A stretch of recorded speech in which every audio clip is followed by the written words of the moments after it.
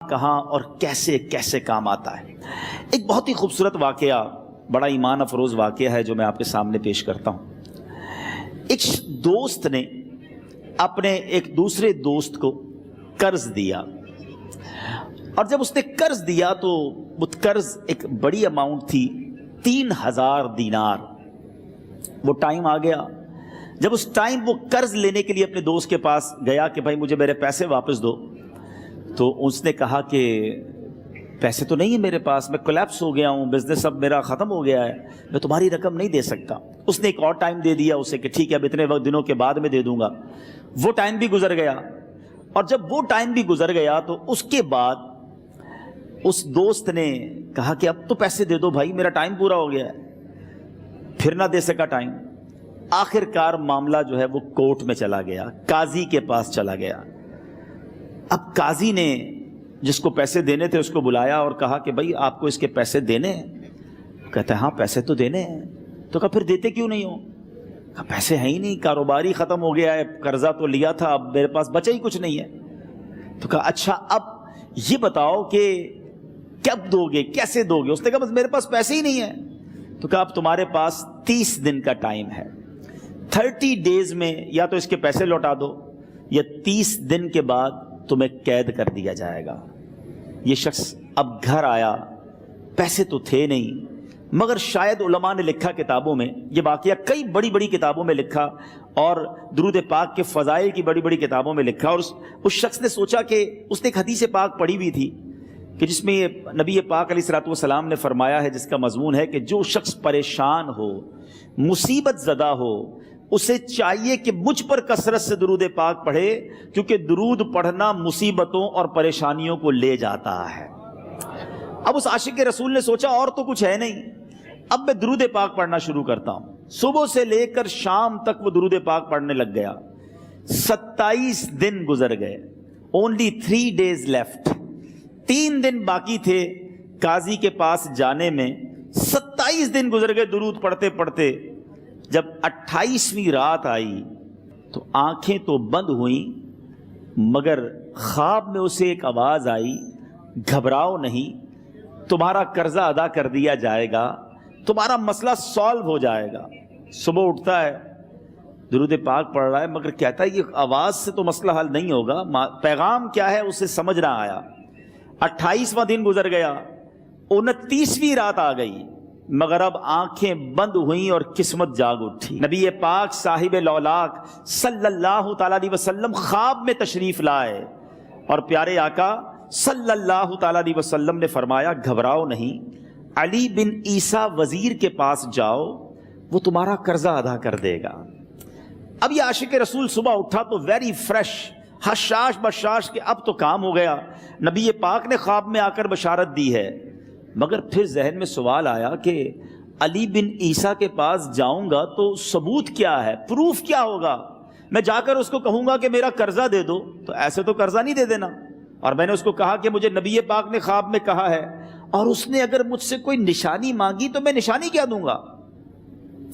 آخری دن تھا، 29واں دن تھا، وہ بھی درود پڑھتے پڑھتے گزر گیا۔ 30th نائٹ آ گئی، صبح وہ دن ہے جب عدالت میں جانا ہے۔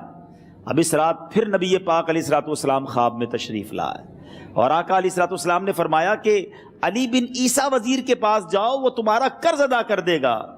کہ حضور چلا تو جاؤں گا، لیکن اگر وزیر نے مجھ سے کوئی نشانی طلب کی تو میں کیا جواب دوں گا؟ پیارے آقا علیہ الصلوۃ والسلام نے کمال کا ارشاد فرمایا کہ علی بن عیسیٰ سے کہنا کہ تم روزانہ فجر کی نماز کے بعد 5000 بار درود پاک پڑھتے ہو، یہ راز فقط تم جانتے ہو اور تمہارا رب جانتا ہے۔ اب یہ جب صبح اٹھا تو ایک نشانی بھی مل چکی تھی۔ عدالت میں جانے سے پہلے وزیر کے دربار میں پہنچ گیا، اسے یہ ڈر تھا کہ آج پیسے نہ لوٹائے تو سزا ہو سکتی ہے۔ جب وزیر کے دربار میں پہنچا تو وزیر اپنے مشیروں کے ساتھ بیٹھا تھا۔ کہا مجھے آپ سے بات کرنی ہے۔ کہا بتاؤ کیا بات کرنی ہے؟ کہا میں ایک پیغام لایا ہوں آپ کے لیے۔ اچھا کس کا پیغام لائے ہو؟ کہا میں نبی پاک جناب محمد مصطفیٰ صلی اللہ تعالیٰ علیہ وسلم کا پیغام لایا ہوں۔ وہ عاشق رسول وزیر تھا، کہتا بتاؤ میرے آقا نے کیا پیغام دیا ہے؟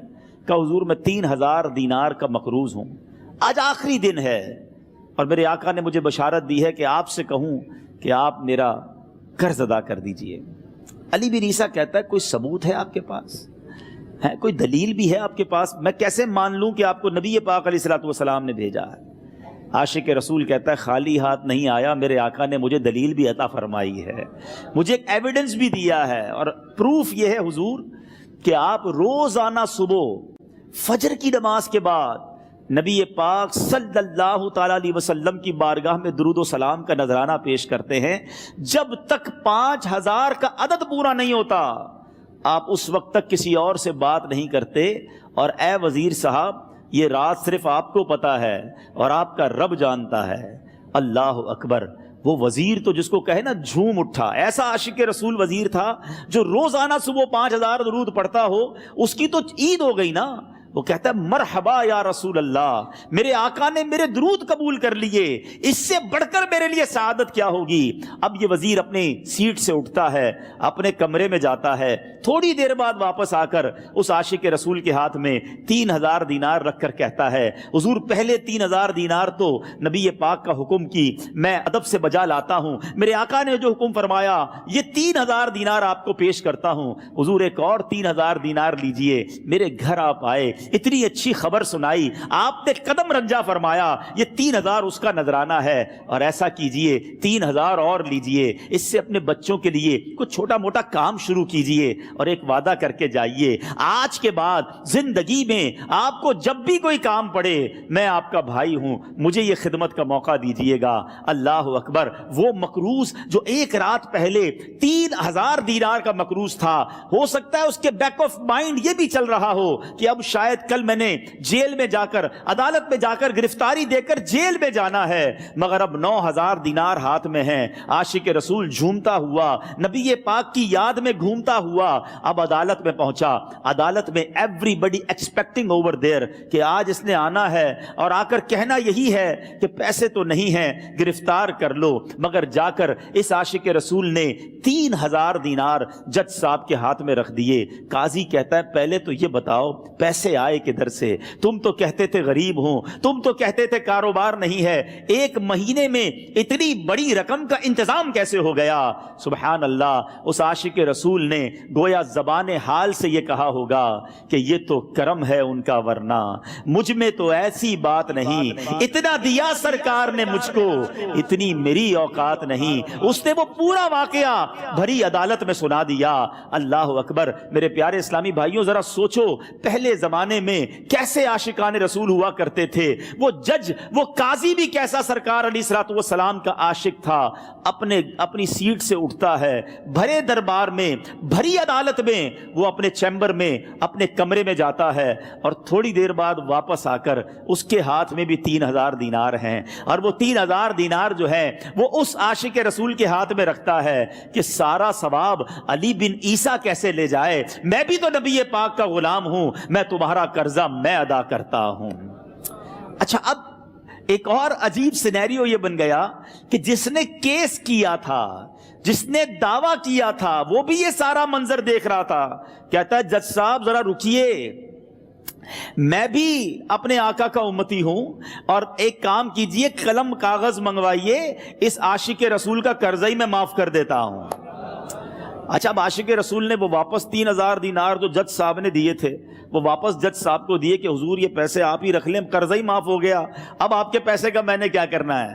جج صاحب کہتے ہیں جو پیسے نبی پاک کے نام پر نکالے ہیں اب مجھے واپس نہیں چاہیے، یہ بھی تم اپنے ساتھ لے جاؤ۔ اللہ اکبر! میرے میٹھے اسلامی بھائیوں، وہ عاشق رسول ایک رات پہلے 3000 دینار کا مقروض ہے، اب 12000 دینار لے کر گھر کو واپس جا رہا ہے۔ اس ایک واقعے کے اندر جو ہم سب کے لیے درس ہے، جو ہم سب کے لیے پیغام ہے، شاعر لکھتے ہیں نا، دکھوں نے تم کو جو گھیرا ہو تو درود پڑھو، दुखों ने तुमको जो घेरा हो तो दुरूद पढ़ो, जो हाजिरी की तमन्ना हो तो दुरूद पढ़ो। आज हम बहुत सारी प्रॉब्लम्स में होते हैं। यहां भी हो सकता है मेरा कोई भाई बीमार बैठा हो, कोई कर्जे में डूब गया हो, किसी का कोई बिजनेस प्रॉब्लम चल रहा हो, कोई फैमिली इशू में डिस्टर्ब हो। आप किसी भी प्रॉब्लम में हैं, खुदा की कसम दुरूद पाक ऐसा वजीफा है। लोग बहुत सारे वज़ाइफ पूछते रहते हैं, बहुत सारे जनाब वज़ाइफ के बारे में मालूमात करते रहते हैं। सच्ची बात यह है, हर दर्द की दवा है सल्ले अला मुहम्मद। हर दर्द की दवा है सल्ले अला मुहम्मद। तावीज़ हर बला है सल्ले अला मुहम्मद। तो खुदारा अपनी जिंदगी में दुरूद पाक को शामिल कर लीजिए और आप बिलीव करें, जब आपने कसरत से दुरूद पाक पढ़ने शुरू कर दिए, आप अपनी आंखों से देखेंगे आपके प्रॉब्लम दूर हो रहे हैं, आपकी सेहत अच्छी हो रही है, आपके कर्जे उतरने शुरू हो गए हैं, रोजगार में आपके बरकत होना शुरू हो जाएगी।